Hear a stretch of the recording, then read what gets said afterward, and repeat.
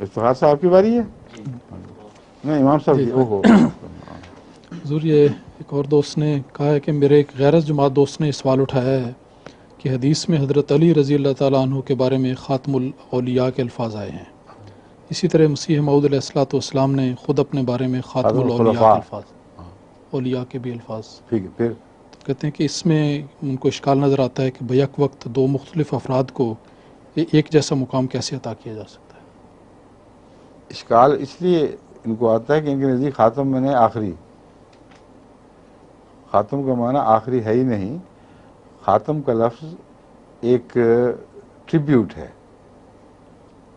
اور یہ ٹریبیوٹ اگر انسان کی طرف سے دیا جاتا ہے یا روزمرہ کے حالات میں دیا جاتا ہے تو اس کا ہرگز یہ مطلب نہیں ہوتا کہ خدا کی کوئی تقدیر ہے جو ویسا پھر پیدا نہیں ہوگا. سمجھے؟ اور پھر زمانوں کے لحاظ سے بھی یہ قطعی بات ہے کہ مختلف زمانوں میں مختلف دور آ جاتے ہیں جن کا پہلے دور سے ان باتوں میں تعلق کٹ جاتا ہے. خاتم لافانی ہونا، خاتم کا ہر زمانے سے بالا ہونا، یہ اسی صورت میں ممکن ہے جب خدا تعالیٰ براہ راست کسی کو خاتم مقرر کرے. ٹھیک ہے؟ اس صورت میں دو خاتم ذہن میں نہیں آ سکتے، کیونکہ وہ خاتم جس کو خدا نے سب زمانوں کے لیے خاتم بنایا ہو، اس کے بعد کسی زمانے میں وہ خاتم نہیں پیدا ہو سکتا. مگر ایک شخص کو بعض زمانوں کے لحاظ سے خاتم کہہ دیا جاتا ہے اور ایک جنریشن کے لحاظ سے خاتم کہہ دیا جاتا ہے. جیسے جب متنبی کو لوگوں نے خاتم کہا تو یہ ہرگز یہ مطلب نہیں تھا کہ آئندہ کبھی بھی متنبی کی شان کا کوئی پیدا نہیں ہوگا. جب انسان کہتا ہے تو عام طور پر ماضی کے حوالے سے کہتا ہے اور یہ سمجھتا ہے کہ اب تک جو ہوئے ان میں یہ بہترین ہے. لیکن سوال اب یہ پیدا ہوتا ہے کہ حضرت صلی اللہ علیہ وآلہ وسلم نے جب حضرت علی رضی اللہ تعالیٰ عنہ کو فرمایا تو اس میں کیا وہی خفی شامل تھی اور اللہ تعالیٰ نے خود مقرر فرمایا تھا یہ لقب؟ یہ اہم مسئلہ ہے. اس سلسلے میں میرا رجحان اس طرف ہے کہ اگر خدا تعالیٰ نے الہاماً اس کا معنی خود بتایا ہوتا رسول اللہ صلی اللہ علیہ وسلم کو اور حضرت علی کا یہ مرتبہ کہا ہوتا کہ ان کو بتاؤ، تو اس صورت میں یہ اتنی اہم چیز تھی کہ اس کا چرچا تمام اہم صحیح کتب میں ملنا چاہیے تھا اور صحابہ میں اس کی گونج پیدا ہونی چاہیے تھی.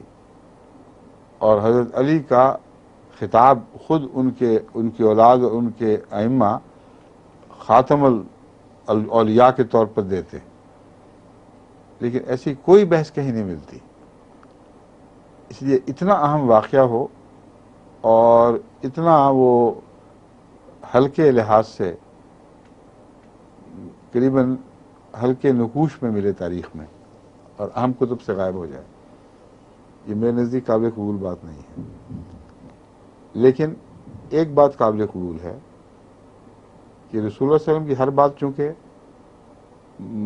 منشاء الہی کے مطابق ہوتی تھی، اس لیے لازماً یہ ماننا پڑے گا کہ یہ بھی منشاء الہی کے مطابق تھا. اب مطابق ہونے کی بعد اب کن معنوں میں فرما رہے تھے؟ کیا اس جنریشن کے لیے کہہ رہے تھے؟ اور اگر اس جنریشن کے لیے کہہ رہے تھے تو پھر حضرت علی کا جو مقام ہے خاتمیت کا یہ شیئر ہو سکتا ہے بعد میں آنے والوں کے لحاظ سے اگر خدا مقرر کرے.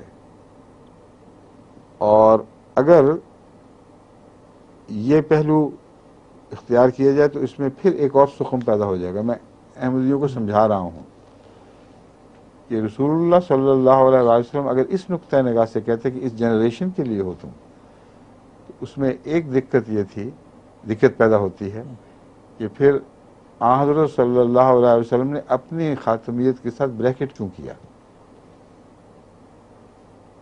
آپ نے یہ فرمایا ہے کہ انا خاتم الانبیاء، جیسے میں انا خاتم الانبیاء، جیسے میں خاتم الانبیاء ہوں. تو اس پر یعنی میں ساری سوچیں بتا رہا ہوں کہ امکانات ہیں. کوئی ایسا راستہ نہ کوئی احمدی پکڑ لے کہ آگے جا کے وہ بلائنڈ ایلی آ جائے، آگے راستہ نہ نکلے. اس لیے اگر تقویٰ کے ساتھ فیصلہ کریں تو پھر کبھی بھی انسان غلط راستے پہ جا کے پھنس نہیں سکتا.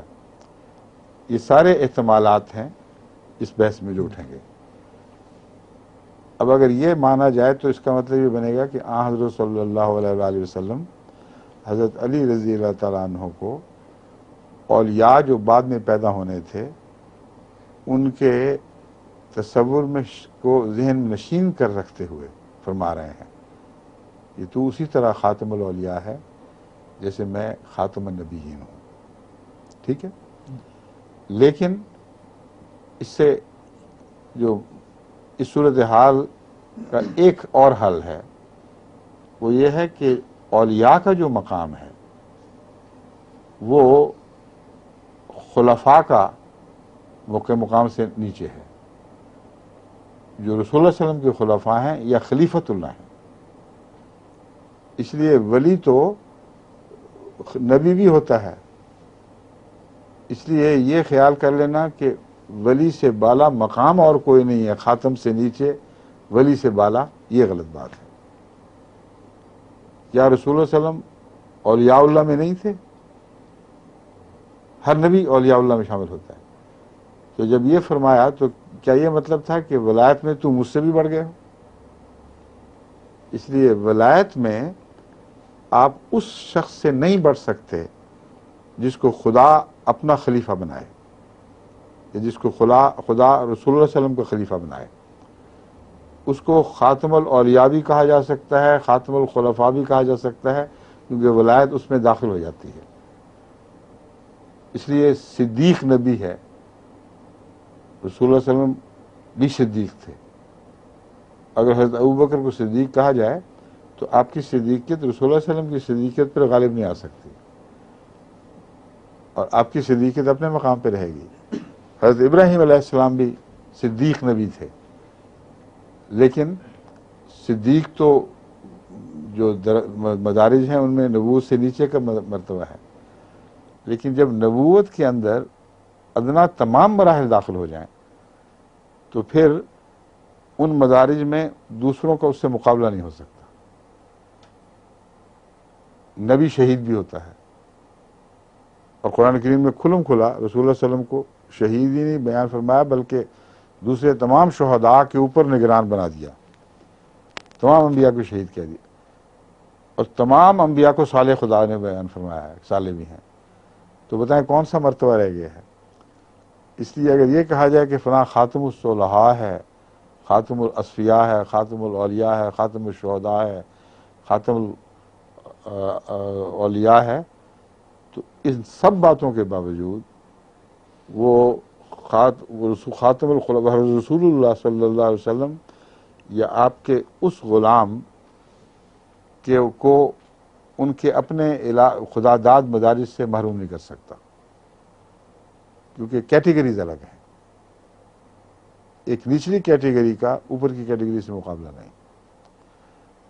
اور اس بات کو پہلے بھی لوگ برا مناتے ہیں، بے شک منائیں، مگر اہل علم پہلے کہہ چکے ہیں کہ وہ مسیح موعود اور امام مہدی وہ امت میں رسول اللہ صلی اللہ علیہ وسلم کے بعد سب سے افضل ہوگا. اس لیے اہل تقویٰ تو فیصلہ دے چکے ہیں. اس بحث میں ہمیں پڑھنے کی ضرورت نہیں، کیونکہ لوگوں کو تکلیف دے گی بے وجہ، لیکن حقیقت بہرحال یہی ہے. اس لیے حضرت مسیح موعود علیہ السلام کے متعلق اس نقطۂ نگاہ سے کہ آپ خلیفۃ اللہ ہیں جب خدا نے بنا دیا خود اور معمور کر دیا، اور حضرت علی اس پہلو سے رسول اللہ صلی اللہ علیہ وسلم کی زندگی میں کبھی بھی معمور نہیں ہوئے، جب تک خلیفہ نہیں بنے معمور نہیں ہوئے. حضرت مسیح موعود علیہ السلام کو خدا نے خود معمور بنایا ہے رسول اللہ صلی اللہ علیہ وسلم کی تابع.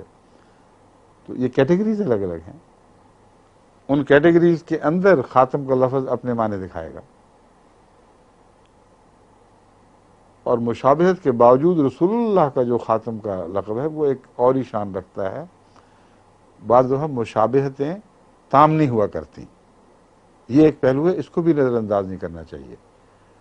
میں نے دلیل تو اٹھائی تھی کہ اس کا مطلب ہے کہ رسول اللہ علیہ وسلم کی زبان پہ نظر ہوگی. یہ محض اس خیال سے کہ دشمن یہ سوال اٹھا سکتا ہے اور ہمارے پاس کوئی قطعی دلیل نہیں کہ اس کو رد کر دیں. مگر ایک دلیل ہمارے پاس بہرحال ہے کہ کما کا لفظ مشابہت تامہ نہیں رکھتا. کما ارسلنا الی فرعون رسولا, رسول اللہ علیہ وسلم کے متعلق فرمایا کہ ہم نے اس کو رسول بھیجا ہے کما ارسلنا الی فرعون رسولا, جیسے فرعون کی طرف بھی رسول بھیجا تھا. اب یہ معترضین صاحبان جو ہیں بتائیں کہ کیا اس کما نے ان کو برابر کر دیا؟ اس لیے باوجود یہ کہنے کے کہ کما انا خاتم الانبیاء, جو آپ کی خاتمیت کی شان ہے اس میں حضرت علی شریک نہیں ہو سکتے, اور باریک مدارج میں وہ برابری کر ہی نہیں سکتے. اس لیے میں نے ہی وہی معنی لینا کما کے باوجود ممکن نہیں ہے. سمجھ گئے؟